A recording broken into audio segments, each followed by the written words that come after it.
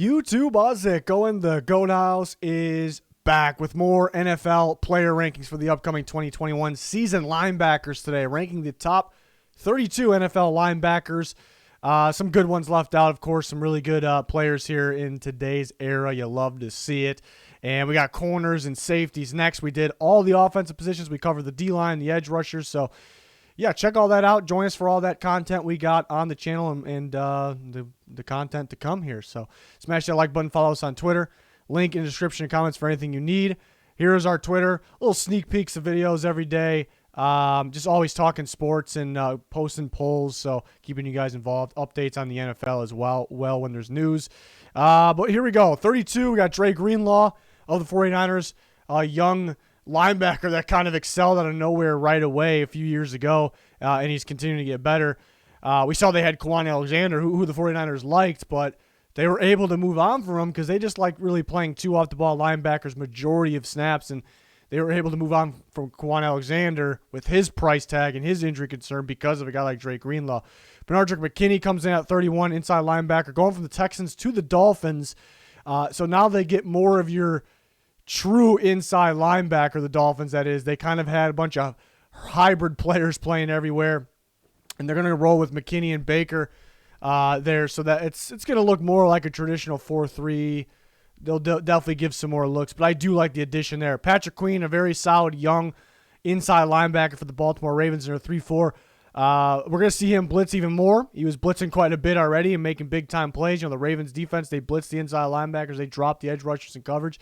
So having a guy like Queen that could do pretty much everything is a big bonus. He's still pretty raw, in my opinion, where he's got some work to do. But that's a good thing here because he can get a lot better. He has a ton of upside. Remember, he came in LSU as a running back, so he's still just getting going. So it's scary how good he can become. It just might take a little time, even though he's already good. Danny Trevathan at 29 of the Bears really was off his game last year, and he just got that contract going last year. If he can get kind of back on track, you know, he's easily a top 20 linebacker here. I think he plays a little better than he did last year. He had a gruesome injury a couple years ago, so maybe that played a factor. But, yeah, been around for a while. You know, was a pretty consistent linebacker until last year, so we'll see where he's at. Foy Alu of the Falcons had a monster season last year. It was almost a playmaking linebacker. Him and Deion Jones kind of covering ground. They play with a lot of two off-the-ball linebackers. A lot of teams do, but now a new defense coordinator, Dean Pease, who I like a lot. That's big time, so we'll see how they use him. Typically in that scheme, we could see inside linebackers or off-the-ball linebackers general blitz a little more often, so we'll see how they'll use them. Jayon Brown at 27, tough one to rank because I thought he would be almost in that top 10 conversation by this time. 15, maybe top 15, top 10. I think the injury last year maybe set him back a little bit. Was playing solid. I just thought he'd be playing better when we did see him. The other linebackers were kind of lacking when Jayon Brown was out, so we see how important he is to the Tennessee Titans. He comes in at 27. A lot of these guys are so close, tough to split up. Corey Littleton at 26. He didn't quite play like the Corey Littleton we saw the previous year on the Rams. He definitely had a little bit different of a role. We'll see how he is in Gus Bradley's scheme now, but it's a tackling machine type linebacker that used to be a superstar special teamer. So he could actually continue to grow here. Jerome Baker at 25 got that big contract. I think this is one on the rise. He can continue to climb. He really fit well in Brian Flores' scheme. They kind of use him all over the place, but I like his range. You know, I like his range. He really stood out in games where, I think in Patriots games actually, where I think it was his job to keep an eye, spy almost Cam Newton. You see him getting downhill across the field. So I think he's going to continue to get better here and thrive in this Flores scheme, and it's like a big reason he got the contract because the linebacker market is about to soar because of the different things today's linebackers do. They used to be just, fill gaps in the box, whatever, stop the run. It's way different now. So they got it ahead of time. A little risky because will he play like he did last year and will he continue to grow? I think he will. Next group of guys here. Blake Martinez at 24, tackling machine for the Giants. Seen him on the Packers for some time. The Packers actually missed him quite a bit in the inside. He wasn't really big time in coverage. He's kind of just a, fill the gaps, make the tackles, could get the angle tackle as well. But he comes at 24. Kyle Van Noy at 23. I really like Kyle Van Noy's game. His talent has been better than 23. The Patriots got so many guys in there. They got so many guys in that position, those hybrid type players like Van Noy that can play off the ball, can cover, can blitz or edge rush. And that's why he's so talented. I just don't know how much the Patriots will be using a lot. I mean, Van Noy is so familiar with Belichick's scheme, they'll probably use him a good amount. But they're probably going to be shuffling some guys in and out as well. So maybe limited production compared to normal for Van Noy. Yeah, I got some young players up here. Kenneth Murray in this Brandon Staley new scheme for the Chargers is going to be a stud. He did have some struggles last year. I almost want to boost him up a whole bunch, but he's got to overcome some of those struggles. But I think a lot of them were in coverage. I don't think he'll be in coverage as much. What he'll do with Chargers this year is more like what he did at Oklahoma. He'll play an inside linebacker position. He'll stop the run there. He'll blitz from the inside. But I think there's going to be a good amount of times, actually, will surprise some people, that they will line Kenneth Murray up almost as an edge rusher, and he'll rush. He did a little bit of that at Oklahoma, and he looked like a natural. So he's going to fit this 3-4 defense that Staley runs a lot better. This could be a top 10, dare I say, top 5 linebacker of the future. He's going to be on his way. He did struggle a little bit last year. Isaiah Simmons, who struggled last year, mainly because they completely changed how this guy plays. You almost can do anything with him, and you did something that he's really not familiar with, playing inside linebacker. But he really took off later last year. I still think there's some growing pains. If this guy was on a 4-3 team, he would be much better than this. He would be much better in 21, but he is heading in the right direction. We saw him making big plays in the second half of the season, so definitely heading in the right direction.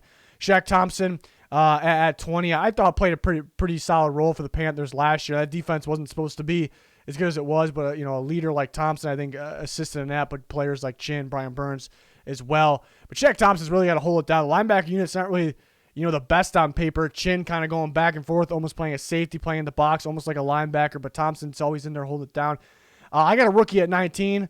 Again, these are for the upcoming season. Micah Parsons, an elite prospect, playing with the Cowboys, playing in Dan Quinn's system. I think it's perfect for him. They are going to play him off the ball, weak side, I would expect, and they are going to rush him, whether it's blitz or off the edge on obvious passing downs. So he's going to look like a stud that he is, because they're going to use they better use him that way, the way Penn State did. You really can use him all over. You can use him all over. It's really easy to use this guy, very easy, easier than probably Isaiah Simmons, was. So I think Parsons going to light it up. Anthony Barr, 18, has had some injuries pop up, and especially one last year. He played one game. He entered the second game. It didn't take long for him to get hurt, missed the rest of the year. If it wasn't for the injuries, obviously he's pretty talented, because it's a guy that's pretty damn good in coverage, pretty rangy, and, he used to be a pass rusher, so he can blitz. I think that's where he's underrated too, getting pressure, creating hurries, but you got to stay healthy. You got to see him on the field full time, but obviously a talented guy. A.J. Johnson of the Broncos. I thought he played a little better 2 years ago than last year, but still been a very solid guy. Remember, he's out of football for a few years, dealing with some legal issues that he got cleared up. So he actually could continue to get better, even though I did think he was better 2 years ago. But very solid inside linebacker, rangy, flashy, could drop in coverage at a pretty high level there for the Broncos on the inside, comes in at 17. Next group of guys, I got Myles Jack at 16. A lot of expectations on Myles Jack. I think he's been up and down a little bit at times. Always been solid, but I think he's been up and down. But I think it's because the constant change of the Jaguars. What are we running? What are we changing? And they're once again changing things.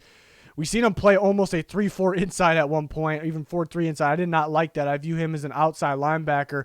We'll see what the Jaguars run exactly, but I hope they don't mess with where Myles Jack belongs. To me is almost like a 4-3 outside. So we'll see what they do with him, but it doesn't change that he's talented. Dante Hightower, can't forget about him. He opted out last season for the Patriots. He's back. Their leader, their captain, very consistent all over the field. He's really the difference. He's really the difference in that defense. You could say the best player on the defense is a guy like Stephon Gilmore, but Hightower, if you go back and watch in those runs that defense had, Hightower was the most important piece of that defense. Because offense is kind of game plan for him. They watch him where he goes. That's where you kind of make your adjustments, your decisions. He could be declining a little bit. He missed last year. He's aging a little bit, but has always been a very solid linebacker. Matt Milano of the Bills comes in at 14. Guy that took off right away. Wasn't supposed to be as good as he was right away, so got to stay healthy, though. Seen him off the field a little bit at the end of last year. Nothing major, obviously, but another guy that continued to get better. Zach Cunningham really had I want to say breakout year because he was good before that, but yeah, he really had a breakout year where he played a lot better than what he did, and they were able to move on from McKinney. Cunningham is the centerpiece there, tackling machine, really had to carry big time. I was going to say, specifically the run defense, which struggled, pretty much everything there, but yeah, it feels like a guy that's getting better here as well. Next group of guys, I got JAYLON Smith at 12. JAYLON Smith did not play like the number 12 linebacker last year. These several years before that, the few years before that, it felt like this guy was a future elite linebacker. Was this guy going to be the best linebacker in football in a few years? That's kind of what it felt like. Down year last year, and you can't put all the blame on the coaching staff and where they used him, how they played, but I do put actually a good amount of blame on that. Almost felt like he was out of position. It felt like he had to carry that group a lot. We just can't forget this guy's overall talent that he had that we just saw 2 years ago. And with Dan Quinn coming in, I think JAYLON Smith gets back, definitely back on track there. So I'm excited to see if he can figure things out. Devin Bush at 11. Was unfortunate he got hurt last year, but definitely a big-time linebacker on the rise here. The inside linebacker this year is very important to them. They are much better with him back in there. So I'm hoping to see him stay healthy and continue to grow. I think he will. Deion Jones at 10, been a very consistent, flashy, rangy linebacker for the Falcons. Again, a little bit of he works so well in Dan Quinn's scheme. A little bit of a change. I could see it kind of going either way, because he works so well in that scheme, but you get a genius mind in Dean Pease in there. And they might blitz him a bit. We'll see what linebacker they do decide to blitz a little bit more, but I think they will. So we could see more production. Tremaine Edmonds, this guy could be a top-tier elite linebacker.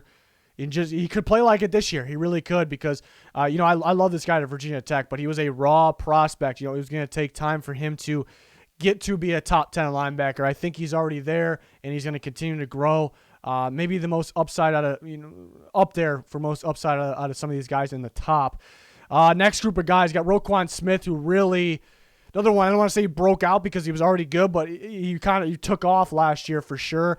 I think he's elevating his game in coverage, which is big time for today's linebackers. Which you watch him at Georgia, a few years ago, he was kind of a flashy guy, downhill guy. He's gonna make the tackle. He's gonna make a highlight tape out of those tackles and get hitting the ball carrier in the backfield. And then there was glimpses of coverage moments, but the way that he developed that is a great sign. It's fantastic here for him. So he's in the top 8 based on the way he played last year and how I think he'll be going forward. Demario Davis, another guy that's been super consistent. He had to carry that group big time last year. I think they want to blitz him more often. It's crazy if you go back and watch the Saints because they want to do, Demario Davis almost has to do everything back there. Like, I think it's because of his talent mainly, not because he has to carry, but because he's very good at blitzing and actually getting pressure, but he's so good in coverage. They want to do everything, but they want to do everything more, because that's how good he is. He is, another one of those guys that, in his 30s now, entering his 30s. So maybe some of these younger guys are getting better than some of these guys listed here, but I think he's going to play about the same level as where he's been playing. There's no reason not for him to. Lavonte David, I think the top 6 guys, I think, around that range, maybe 7. I think you can argue any of these guys number 1. I really think so. That's how good these top tier guys are. Lavonte David, you can argue number 1. I just think some of these young guys are maybe just slightly passing him, guys like him and Kendricks. But Ben, early in his career, we saw how good he is, but he keeps getting hurt, but been able to stay, healthy, and we see what he's able to do, and they have the best linebacker duo in football there, and we saw that on the field, a captain of this top-tier defense that helped to win the Super Bowl. I can't tell if he's better, attacking the ball carrier or in coverage. That's how good he is. Eric Kendricks, another guy that really elevated his coverage game a couple years ago. That's where he really took off because we knew already coming to the league he's polished in terms of stopping the run, but so damn good in coverage, making those big-time plays. He plays like a number 1 overall linebacker in football. What splits him up, what actually scares me a little bit is how easily he got hurt last year. He got hurt in warm-ups, and you think, all right, it's a minor injury. He's got to come back. The Vikings are trying to make a playoff run, and there's games where they just couldn't stop the run, and having Kendricks could actually won them the games and got them in the playoffs, and he couldn't really come back. So it's not an injury-prone guy whatsoever, but it's a little scary. And some of these other younger guys, I think, are getting better. So that is a slight thing splitting them up. But there's times where you watch Eric Kendricks and it's like, okay, this is the best linebacker in football. But you could say that for Lavonte David, Demario Davis, Roquan Smith, and some of these guys we're about to talk about here. Bobby Wagner at 4. Kind of in the same boat as Lavonte David, Eric Kendricks. Again, some of these younger guys are probably going to hop him. Bobby Wagner is one of my biggest draft hits of all time. Watching that guy at Utah State, it was a no-brainer during that season. I said he's a first-round pick, and Seahawks absolutely stole him there in a second. And he's been consistent, been dominant, has been the best middle linebacker for quite some time. Most dominant guy here, one of the most dominant guys we've seen, tackling machine, underrated in coverage. I'm wondering if they started blitzing him a little more, I thought, last year, and I thought it worked pretty well. That could help him be that number one guy again, to add that production and be a little more flashy like the younger guys here, which he is flashy enough. And you look at the Seahawks defense. Do they have the actual edge rush? Do they have the secondary to win, playing a normal defense? They don't, so that's why I think they could blitz Bobby Wagner on the inside and Jamal Adams, almost off the edge or even coming from the secondary, through the edge or through the inside. And that could be the factor in what makes the Seahawks defense tougher to game plan for and better than how they look on paper because stars like this. So if they do that a little more often, again, he could be back at number 1. Darius Leonard at 3. I did expect him to be a little better last year, but he was still definitely damn good. I think it was, he had a little injury earlier in the year, could have affected him. Nothing major there. I think he came out of the Bears game, if I'm not mistaken. That was pretty early in the year. But Darius Leonard, just an all-around guy. I think they could use him getting after the quarterback a little more too, just like Bobby Wagner. I think we saw that a little more previous years, and they're going to definitely have to do that this year. They're a little bit lacking in the edge rush department. I do like the future there with some of the young guys they got, Quiddy Pay and company. But I think they can blitz Leonard a little more. He's phenomenal coverage, phenomenal stopping the run here. So definitely could be the number 1 linebacker in football. Devin White, number 2. This guy was ridiculous the second half of the year last year, and it's not really a surprise. This is where we expect him to be. We expected all of a sudden to click and him to be a top-tier elite linebacker, and I think he's already getting there. I mean, the way he played, not just, second half of the year, but look at the playoffs, the biggest games was out of his mind, in coverage and stopping a run, flying into the backfield, making a play, making that big-time interception, pass deflection. The guy can cover like a defensive back almost, and he's also a run-stopping linebacker at the same time. He's only getting better. He's only getting started. This guy's an absolute freak. I got Fred Warner, speaking of freak, athletic freak here. I got him at 1, the San Francisco 49ers here. We saw him, I'd say 2 years ago, start to be, we were like, okay, this guy's the real deal. This guy is today's linebacker. He's that prototype of the new school linebacker. This guy's going to be special. But 2 seasons ago, there was still some things he had to work on, even though he's very good at, pursuit tackles, and there was some sloppy angles here and there. I remember like Cardinals games. He kind of had a problem with Kyler Murray and them dumping the ball. This was 2 years ago.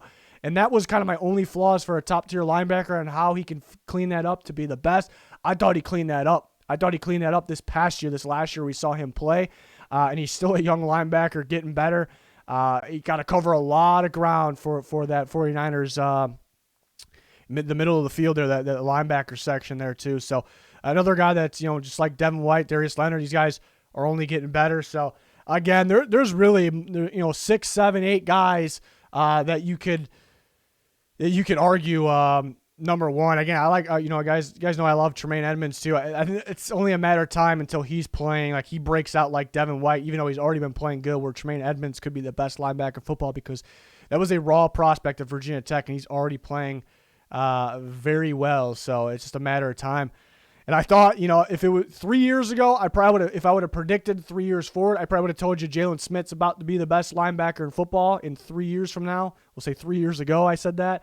If I said that, and he hasn't been there, mainly because of last year, I would not be shocked if he got back to playing almost like that. So there's just so many damn good linebackers here. If Devin Bush, remember Devin White, the 2 Devins, Devin White, Devin Bush, almost supposed to be pretty, similar in terms of talent. If he stays healthy, he can get back on track, get back up here as well. So love these linebackers. They're taking over today's game just because how athletic they are, but how much they can do. They're just not just, linebackers filling gaps, staying in the box. They're way more than that. So love this position group. It's going to do it. Let me know your rankings, your thoughts in the comments. Make sure you follow our Twitter for constant discussions. Smash that like button, subscribe, all that be much appreciated. It's going to do it for this one. Thanks for watching. Goodbye.